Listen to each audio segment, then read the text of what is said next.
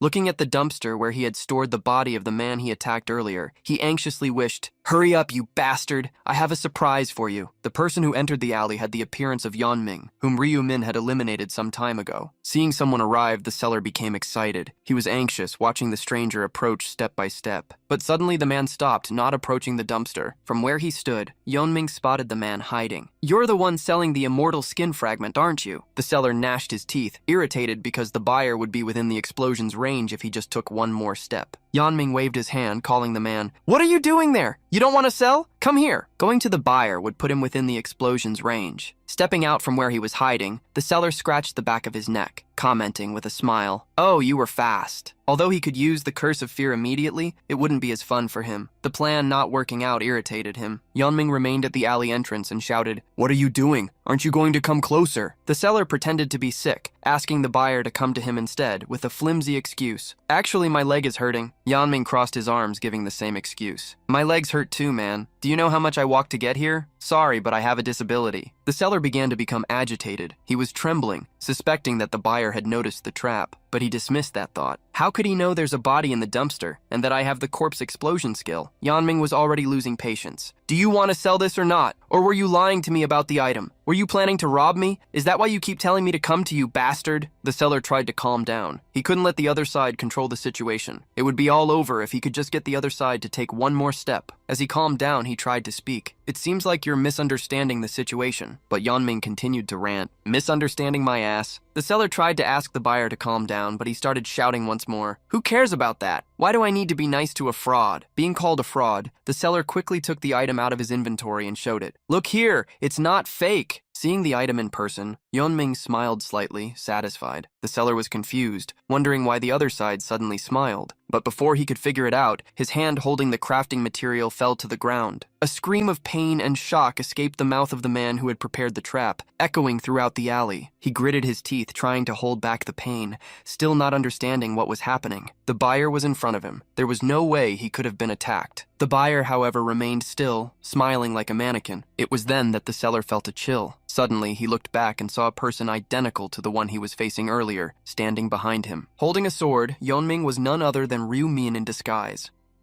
Trying to force his wound shut, the fake merchant screamed in a panic, "Why are there two of you?" The Ryu Min standing at the entrance of the alley smirked, asking curiously, "What do you mean? There's only one person here." In the next moment, he vanished before the merchant's eyes. The man was so startled he turned pale from the shock. While the man stammered, asking what had happened, Ryu-min leaned down to pick up the item that had fallen on the ground, questioning, "Do I really have to explain?" As soon as Ryu-min grabbed the item, a golden light surrounded it, and it disappeared into his inventory. The merchant was furious at being robbed. "You bastard!" Being so close to his enemy, he used Curse of Fear, an intimidation skill that inflicts fear on the target after making eye contact for 5 seconds. However, due to his high resistances, Ryu-min resisted the fear. When the notification appeared stating the skill had failed, the deceiver was shocked. Ryu-min tried to reassure him. No need to panic, but in the next breath he delivered a powerful punch that folded the thug, sending him crashing to the ground. As he fell, the man wondered just how high the stats of the man before him were. Ryu-min grabbed the thug by the shirt, and with his other hand clenched into a fist, delivered countless punches. When he decided it was enough, Ryu-min dropped him on the ground. The thug trembled in pain.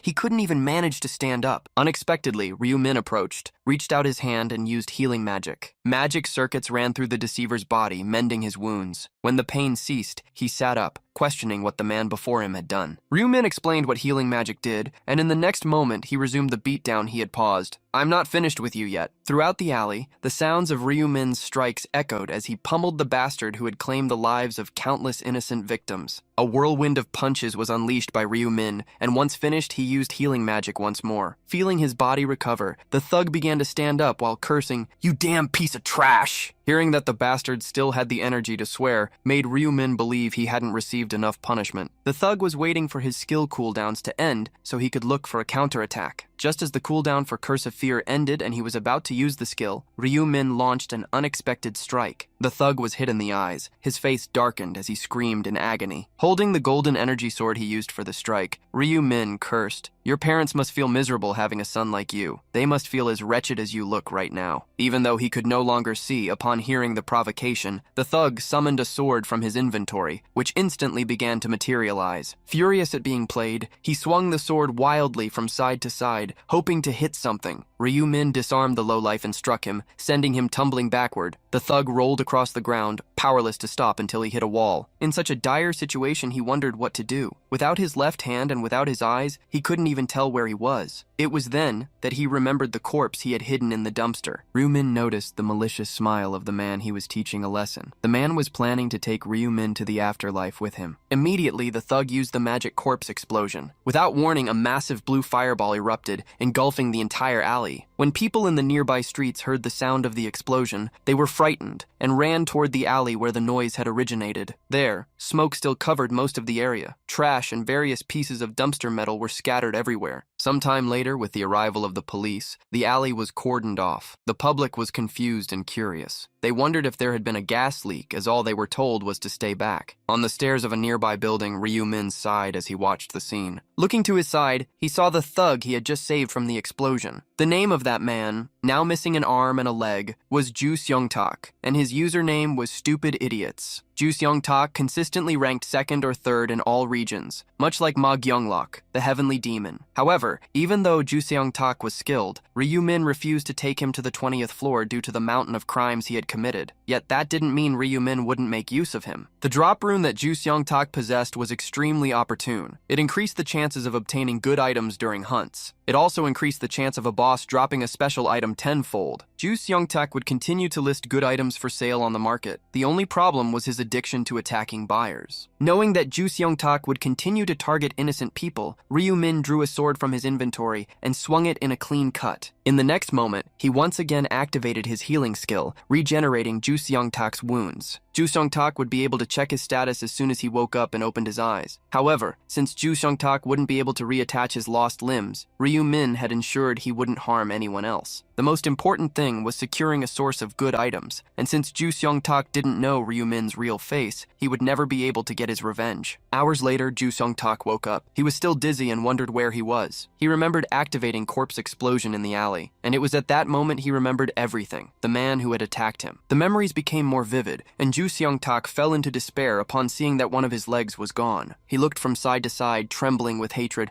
"Where is he? Where is that bastard?" While searching, Ju Seong-tak eventually found a note near him. Opening the note, he read what was written. I didn't do that to your leg. Why did you hide that in the trash? To hit me? I was planning to finish you off, but I felt bad since you lost a leg, so I'll let you go. Even through the note, the mocking tone was palpable. Do you know how kind I am for healing you after you tried to rob me? You should consider yourself lucky, and don't try this again. At the end of the letter, there was a warning. I will end you if I catch you again. I remember you and your address. Ju Seong-tak couldn't understand how the explosion had wounded him, but failed to eliminate the man he had targeted. Wondering how much time had passed, Ju Seong-tak reached into his pocket and realized it was empty. He searched for both his phone and his wallet, but everything he had kept was gone. Discovering that he hadn't just lost his limbs, but also all his possessions, Ju Seong-tak gnashed his teeth in desperate hatred. He released his fury while thrashing about, "Damn you!" It was so humiliating that he swore, "I'll make him pay for this." In a restaurant at the Imperial Hotel, Ryu Min was meeting with Julie once again. "Do you like this place?" Enjoying the company, the young woman also enjoyed her dessert. "This is the best food I've ever tasted." Revealing his happiness at her response, Ryu Min invited her to meet more often. "Let's come here more frequently." The invitation caught Julie by surprise, making the girl blush. Realizing he might have caused a misunderstanding, Ryu Min sheepishly corrected himself. "Oh, maybe not that frequently. Every now and then?" Julie revealed that she felt Ryu Min had been very busy lately, as he was always postponing plans to meet. Realizing she was right, Ryu Min apologized. Dejected, he acknowledged just how busy he truly was. He had been attending both the cafe meetings and the player place meetings lately. Finally, he couldn't go out much, as someone was following him. Even at that moment, Ryu Min knew he was being watched. Behind one of the walls stood Bishop Jeffrey, a level 28 assassin-class player. The one who had hired Jeffrey was Christine's father, Nathan Craig. Ryu Min hadn't noticed he was being followed at first, but he eventually used presence detection and discovered that someone had been tailing him for the past few days. Since Ryu Min couldn't see the person, it meant they possessed an assassin class and some form of invisibility skill, though they didn't seem to have presence detection themselves. Otherwise, they wouldn't have followed him so openly. The day after Ryu Min discovered he was being followed, he used the same skill to tail his pursuer and uncovered his identity the moment Jeffrey deactivated his invisibility. After that, Ryu Min read his mind and discovered the reason he was being stalked. Apparently, Christine had spoken about him to her father. It was understandable why the Reverend disliked him, since Ryu Min had told him that Christine would be eliminated in the future. Ryu Min didn't care about being followed, as he possessed the identity swap mask as well as his own invisibility, making it appear to Jeffrey that he was simply going to and from work. While they ate dessert, Ryu Min heard Julie remind him of what he had told her regarding the 7th round during their last meeting. She was quite confused by his suggestion. Is it really just that? All I need to remember is not to be tempted? The protagonist confirmed the information he had already shared. In reality, Julie would end up failing the round if she knew exactly what the mission entailed. Failing a round meant being eliminated for eternity. Ryu Min didn't want to allow the people he wished to protect to be eliminated before the 20th round. This meant he would keep as many of them alive as possible until they reached the final round. With that thought in mind, he spoke honest words. "Julie, let's survive until the last round." The young woman nodded with a sweet smile on her face. "Yes, let's do that." The next round arrived quickly. Wrapped in golden light, Priscilla appeared in the skies, smiling as she greeted the humans. "Hello, everyone. How have you been this past month?" None of the players responded. Everyone directed looks of discontent toward Priscilla. Priscilla revealed that in that immense plain, there were only 434 survivors. "Don't you think that's far too few?" After the question, Priscilla flapped her wings, making the ground beneath the players' feet tremble. Parts of various planes merged. Once again, the regions were being combined. The ground was divided into perfect squares, rising like simple earth cubes miles wide, carrying all the players from various regions. The blocks of earth were reorganized until 10 regions were united into one, with a total of 4,992 people. Now, the zone would receive a new name, C2, Eska 003. Everyone there was Korean, so Priscilla told them not to worry. As usual, Priscilla revealed they would choose a new representative for the zone. Hearing the news, some people gulped. Before proceeding, Priscilla remembered something. Wait a minute. There is something that needs to be discussed regarding how things will happen. She then simply disappeared in a flash of light, leaving the players alone. Black Scythe crossed his arms, noticing yet another representative selection process. He wanted to reach the highest position again, as it would lead him to a ruling position in the real world as well, even if the item he'd obtain was single use. In addition to the control item, there would be the mental barrier rune in this round, a sub-quest reward. This was one of the 18 runes Black Scythe needed. This one, in particular, was necessary to resist Yami's order skill. The reward for being the zone representative and the mental barrier rune were 2 items he sought to obtain no matter what. and he was already prepared. Priscilla met with the angels from all the other areas. They wondered who would take on the job or who would volunteer. One of the angels revealed she had heard Priscilla played a fun game with Olive. Other angels had heard the same. A game where the queen was decided if the former representative of a zone became the representative of the newly formed zone. When they all asked if they could play the same game, Priscilla got excited. It sounded like fun. Then let's go with the common method, where we choose the zone representative through a battle. One of the angels, however, interrupted her. But your zone has Black Scythe. Isn't he the only human above level 50? The other angels began to think a battle would be unfair, as Priscilla would obviously have the advantage. She then asked if anyone had another idea. Since they didn't want to choose something decided by raw strength, one of them recommended, why don't we choose the one who clears the 7th round first? Everyone agreed with the idea, since the round's mission was not related to the use of force. They asked for Priscilla's opinion, and she remained silent. In the end, she returned to the area where the humans were, announcing that they had chosen the method to select the new representative. The representative of the new zone will be the one who clears this mission first. Everyone began to feel relieved upon hearing her. No one wanted to participate in a battle. Priscilla then prepared to announce the mission for the 7th round. Unexpectedly, when the notification windows appeared before each person, the players found only question marks in the mission information, leaving everyone confused. The players tried to warn Priscilla that there was a system error, but she reassured them, there is no error. The mission of the 7th round is hidden. With that, Priscilla simply said goodbye and began to disappear amidst the light. A 2-hour countdown began. The players started wondering how they could find out what the mission was. They didn't have a single clue. Questioning if they should figure out the mission on their own, the players began to walk through the area. Unexpectedly, Seo Arin and Sangchul, No Pain, No Gain, and Democracy were already gathered and walked toward Black Scythe. Crossing his arms, the protagonist asked why they were together, and Sangchul answered for the group. We ended up running into each other. Behind him, No Pain, No Gain tried to greet Black Scythe, seeking information, and Sangchul asked Black Scythe if he had any idea what the mission was about. The protagonist replied rudely, why are you asking me? The mission is completely marked with question marks. How could I know more than you? Seeing the response, and Sangchul asked excitedly, do you want to know information about this round? The protagonist feigned curiosity, asking how anyone could know anything about the mission, and Sangchul tried to lead Black Scythe's curiosity. I heard something from a prophet. Black Scythe's expression hid the coldness he felt. Last time, and Sangchul had hidden the fact that a prophet existed, but now he was speaking openly about her. It made Black Scythe feel stupid for believing he could trust him, and Sangchul noticed the change in Black Scythe's expression and asked if something was wrong. The protagonist showed even more curiosity and doubt. How strange. A prophet? And Sangchul tried to convince Black Scythe and turned quickly to Seo Arin. We've received help from her several times, right, Seo Arin? Surprised by the sudden question, Arin confirmed it, albeit uncomfortably. Black Scythe sighed upon hearing Arin's response and marked her as another person who was not trustworthy. Crossing his arms, the protagonist ordered, fine, tell me. As requested, and Sangchul revealed to him and the rest of the group, the prophet said that all we need to do in the 7th round is not fall for temptations. While listening to Sangchul speak, Democracy displayed a look of surprise. Worried, she asked, the prophet's name, is it Ryumin? The question caught Sangchul and Seo Arin by surprise. Black Scythe, Ryumin himself, however, sighed in dissatisfaction. Now, 4 people knew of the prophet's existence and identity. It wouldn't be a problem as long as they didn't know the prophet was him. Still, to avoid trouble, he decided to split the group. Thus, thanking them for the tip and claiming he didn't even know what it meant, he advised, it's better for us to split up to look for clues now. And Sangchul was confused. Wouldn't it be better to stay together? But Black Scythe countered, we don't even know if it's a team mission. Why would we stay together? And Sangchul, Seo Arin, and No Pain, No Gain said goodbye to Black Scythe. Julie had stayed behind and asked, confused, should even I go? Black Scythe confirmed, yes, even you. Despite being disappointed, Julie accepted and soon left. Left alone, Black Scythe sighed, irritated by so many problems. However, a doubt surfaced in his mind. What exactly was the mission for this round again? Suddenly, a girl's scream was heard. Black Scythe ran quickly toward the forest, seeking the person who had screamed. He soon found her, sitting and wounded near a tree, Min Julie. Upon seeing Julie wounded, Black Scythe approached quickly. Democracy, what happened? Julie clutched her stomach, trying to stem the flow of blood. Trembling, she spoke weakly. Black Scythe, Min, help me, please. Hearing his name come from Min Julie's mouth shocked Ryu Min, who wondered internally how she knew who he was. Shaking slightly, Julie looked Black Scythe in the eyes. Min, you are Ryu Min, right? Confused, the protagonist asked how she could possibly know. Tears streamed from Min Julie's weary eyes. Of course I would know. How could I not? You are my first love. Even if you try to hide it, I can tell. Surprised, Ryu Min asked if she had really been pretending the whole time not to know him. Min Julie replied that despite the pain, it had been quite difficult not to reveal her recognition. Propping Min Julie against a tree, Black Scythe asked what had happened and who had done this to her. Ryu Min quickly extended his hand, attempting to heal the serious wound in Democracy's abdomen. If he had been even slightly later, it might have been too late. As soon as he healed her, the protagonist pulled her closer and asked again who had done it. Weakly, Democracy revealed, that man from earlier, An Sang-chul. Shock and hatred flared in Black Scythe's gaze. Where is that bastard now? An Sang-chul emerged from behind him, accompanied by Seo Aran, without hesitation. I'm here. The protagonist glared at the security guard with irritation. You damn bastard! Hearing this prompted An Sang-chul to taunt him. You have quite a foul mouth, Prophet. Black Scythe questioned how An Sang-chul knew his identity. An Sang-chul pointed to Min Julie, revealing he had pried the information out of her by force. Julie tried to apologize to Ryu Min. The pain had been too intense to bear. Seeing Black Scythe staring at him with pure hatred, An Sang-chul recommended he back down. Laughing mockingly, he commented, do you know how shocking it was for me to find out that Weakling was Black Scythe? Who would have imagined? Furious, Black Scythe roared, I want to hear what excuses you have before I end you. Why did you attack Min Julie? An Sang-chul revealed his motive without issue. He had attacked the girl because she seemed close to him. She might have had useful information. Quite satisfied, An Sang-chul remarked, I ended up discovering much more than I expected. The CEO is going to be really happy about this. Letting fury take control, Black Scythe ignited his dark scythe. You think you're leaving here alive to tell him? Before Black Scythe could close the distance, An Sang-chul warned him, if you come any closer, I'll trigger the detonator in Min Julie. Shocked, Black Scythe looked at Min Julie, silently asking if An Sang-chul's words were true. Guffawing, An Sang-chul pointed to the person beside him. This guy here is the one who helped me. The protagonist trembled, overtaken by surprise at seeing No Pain, No Gain of all people. With a cold gaze, No Pain, No Gain apologized, though he didn't seem to think it was necessary. In shock, Black Scythe wondered how No Pain, No Gain could have the Black Seed skill, a dark mage ability only learned upon reaching level 40. It allowed one to plant a seed anywhere, and when activated, a random summon would appear. However, burying the seed inside someone's body before activating it could cause an unimaginable catastrophe. Seeing the surprise in Black Scythe's eyes, No Pain, No Gain revealed he had been secretly hunting monsters to become as strong as him. The protagonist ordered him to remove the seed immediately, but No Pain, No Gain refused, leaving him deeply stunned. I thought you admired me. No Pain, No Gain agreed. To him, Black Scythe had been like a deity, but he no longer felt the need to worship someone who wasn't perfect. Someone who couldn't even grasp the situation he was in. Black Scythe's expression turned grim. The betrayal was absolute. With no other choice, Black Scythe asked what they wanted. An Sang-chul didn't answer immediately, speaking as if he held all the cards. This woman must be quite important to you, isn't she? Black Scythe cut to the chase. Shut up and promise you won't hurt her, and I'll do whatever you want. An Sang-chul laughed like a maniac, intoxicated by the power of control. When he finally composed himself, Black Scythe questioned him. What do you want? Information for the next round? The location of secret items? With an irritating smile, An Sang-chul dismissed those thoughts and revealed, I simply don't like someone like you, who deceived us and tried to control Mr. Ma. Coldly, An Sang-chul ordered, eliminate yourself from the round while everyone is watching. Do that and I'll let her live. Hearing the words of the man who attacked her, Julie trembled with fear, for herself and for Ryu Min. Unexpectedly, Black Scythe raised his dark scythe and left one last warning. Keep your promise. In tears, Julie tried to run to stop him, but the blow was faster than she was. To Ryu Min, if he could save Min Julie, anything was acceptable, even falling before the malicious eyes of those who betrayed him. As his entire vision fragmented, from Julie's wound to the group of traitors, the world seemed to rewind as the mission was completed. Black Scythe found himself once again on that vast plain. He had escaped the illusion and completed the secret mission. Escaped the illusion within 2 hours. He had also completed the subquest, eliminate yourself from the game without hesitation. Realizing that it had all been an illusion reminded Ryu Min of the true meaning of this round. The main mission of the 7th round was to escape the illusion, but if a player knew in advance that they were in one, it wouldn't count toward the mission's progress. Because of this, Ryu Min had used his governor position on himself as soon as he entered the 7th round. As soon as the timer started, the system activated the illusions. If Ryu-min had been aware of them, he might not have been able to complete the mission. The order Ryu-min gave himself was not to think the illusion was an illusion until the subquest was completed. He had essentially erased his own memories of the mission. Ryu-min had brainwashed himself before entering this round to ensure he could complete the subquest. He expected the mission would involve saving Min Julie, even if it meant sacrificing himself, because he loved her. The 7th round created an illusion based on whatever made the player anxious, pushing them into a state of despair. In Ryu-min's case, his anxiety was related to his real identity being revealed and being betrayed by others. To the system, it appeared as though he loved Min Julie, so it used that as the foundation to deceive the system itself. In the end, everything went exactly as Ryu-min had planned before entering the game and assuming the identity of Black Scythe for this round. While Black Scythe smiled, satisfied with the result, hurried footsteps ran toward him. CO Aaron, who appeared to have just escaped the illusion, greeted him excitedly. "Mr. Black Scythe, did you pass the 7th round?" Confirming it, Black Scythe asked about her. CO Arene, her eyes lost in thought, nodded. The actress looked around, noticing that the others had not yet escaped. She took the opportunity to address Black Scythe. "This might be shocking for you to hear so suddenly, but I need to say something." Looking away, blushing and fearful, Seo Aaron plucked up her courage. "I think I like you. This came out of nowhere, right? I know it might seem like a joke, but I'm serious. I might not have the courage to say this again." As he listened to her, Black Scythe channeled his dark scythe. Seo Aaron, who was about to make an important request, couldn't even see when the crimson energy of the scythe surged toward her. Her body fell to the ground, fragile and lifeless. The protagonist placed the scythe beside the body and declared, "That's enough. This is sufficient." At that same moment, another notification appeared. "You have completed the main mission. Escape the illusion within 2 hours." The fake body of Seo Aaron began to dissolve into golden lights. Black Scythe finally looked around and began to walk across the plain, where thin golden lines extended from the sky to the heads of each player. Although they were standing, everyone was in a deep sleep. Priscilla turned around hastily upon hearing footsteps. Discovering that a human had already managed to complete the round, she descended from the sky in a hurry. However, confusion arose within Priscilla when she saw that Black Scythe was the one moving. Watching Priscilla approach, Black Scythe asked if there was a problem. With an extremely wide smile, one so bright she felt the need to hide it, Priscilla revealed, "You are the first person to escape the illusion, Black Scythe. Congratulations." Black Scythe feigned ignorance about what she was talking about. At that moment, a pillar of light enveloped him and a notification appeared. "Please, wait until the time expires. Rewards will be delivered after the results are calculated." Only 30 minutes had passed. Leaving Black Scythe behind, Priscilla flew back into the sky with extreme satisfaction. Black Scythe smiled confidently once more. He knew the important thing was the main mission, overcoming temptation. The main mission utilized the player's own data. The first temptation tried to persuade them through shifting desires, the flight from pain or through seduction. If a player reached the time limit without escaping the temptation, or if they broke free before encountering the main content, they would fail. On the other hand, if the player successfully escaped the illusion, they would be ranked according to the time it took to complete the mission. Ryu-min assumed he had taken very little time to exit the illusion, just like the last time. Time passed quickly, and soon the people who hadn't yet awakened from the illusion began to stir. They were confused, wondering what was happening. One man was even trying to figure out why his girlfriend had suddenly disappeared. Priscilla, seeing the confusion spreading across the plain, called for everyone's attention. The true content of the mission was revealed to everyone. Escape the illusion within 2 hours. The subquest even surprised the players. No one believed that anyone would actually eliminate themselves without hesitation. Seeing their reactions, Priscilla's smile grew even wider. Soon, the ranking was revealed to all. Black Scythe was unexpectedly in first place. He had taken only a single second to exit the illusion because, as soon as the order to eliminate himself was given, he had done so without a moment's doubt. Seeing Black Scythe in first place yet again, everyone was surprised as usual. They couldn't understand how he had taken the top spot in a mission like this. The protagonist received congratulations for securing first place both in his own zone and across all areas combined. He received a random gacha ticket for being first in his zone and a special reward chest for the overall grand prize. One of the angels recognized the mental fortitude Black Scythe possessed, which allowed him to achieve the top rank. Dissatisfied, another angel was forced to accept Priscilla as the queen. Priscilla then bid farewell to the humans who had failed to complete the mission. Golden light fell upon those humans, taking with it the energy into which they were transformed. At the same time, Black Scythe received the title of Zone Representative, and his reward was delivered. His temporary authority skill, Governor's Position, was altered. Now he could also use it a single time in the real world. Ryu Min received an item representing the change and evolution of his rank. Now he could finally resist Yami's skill thanks to that. He could take control of the cafe at any time. Minutes later, Ma Gyunlok woke up in his room, sunlight already streaming through the window. Still wary, he wondered if he had truly returned to reality, or if everything he had seen was just an illusion. In Ma Gyunlok's illusion, his three brothers were trying to eliminate him. This made him wonder if what he had seen wasn't just a dream, but a vision of the future. The fear made him want to expand the company as quickly as possible and win his father's recognition. Getting out of bed and going to the window, Ma Gyunlok looked out at the city and remembered something that intrigued him. He still hadn't seen a username in the results that reminded him of the Prophet. This wasn't a combat-based mission, and the Prophet already knew about it. This made him wonder if the Prophet had intentionally completed the mission with a slower time. In a simple restaurant, Ryu Min was eating omelets for breakfast. Looking at the person across from him, Julie, who seemed extremely despondent, he wondered if he had made a mistake by asking to meet right after the game. Trying to understand what was going on, Ryu Min asked what was wrong, if something had happened in the 7th round. As soon as she heard the question, Julie's face turned as red as the ketchup decorating the omelet on her plate. Averting her eyes, she answered weakly, I